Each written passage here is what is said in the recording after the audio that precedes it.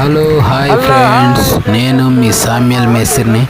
10వ తారీఖు స్లాబ్ వేస్తున్నాము. చూడండి, నిన్న రాడ్ బెండింగ్ కట్టారు కదా, మన సెంటరింగ్ రాడ్ బెండింగ్. ఇవాళ 10వ తారీఖు.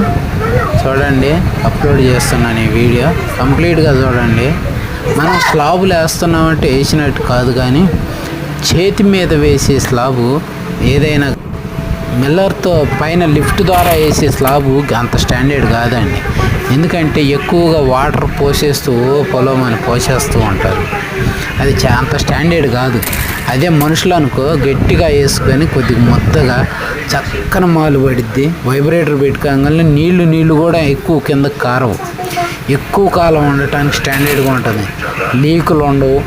వాటర్ ఇప్పుడు ఎక్కువ వాటర్ కలిస్తే ఏమవుద్దంటే మనకు థిక్నెస్ కనీసం 5 అంగుళాలు పెట్టుకున్నాం అనుకోండి స్లాబు, 5 అంగుళాలు మనకు కనపడదు.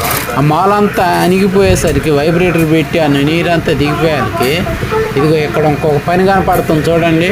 అంతకుముందు స్లాబు ఆల్రెడీ అప్లోడ్ చేశాను. ఇది కూడా మన పనే. ప్లాస్టింగ్ చేస్తున్నారు బయట సైడ్. ఇక్కడేమో స్లాబ్ వర్క్ నడుస్తుంది. ఏదైనా స్టాండర్డ్గా ఉండాలంటే కనుక మన మిల్లర్తో కలిపించి చేతుల మీద పోపిస్తేనే చాలా స్టాండర్డ్ అండి. ఎన్నన్నా చెప్పండి, కానీ మీరైతే నన్ను లైక్ చేయట్లేదు, సబ్స్క్రైబ్ చేయట్లేదు. ప్లీజ్ సబ్స్క్రైబ్ చేయండి ప్లీజ్.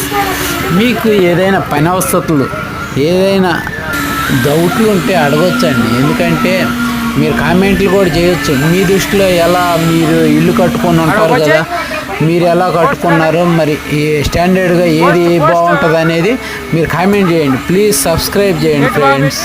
లైక్ చేయండి, షేర్ చేయండి ఈ వీడియోని. ప్లీజ్ కంప్లీట్గా చూడండి ఫ్రెండ్స్.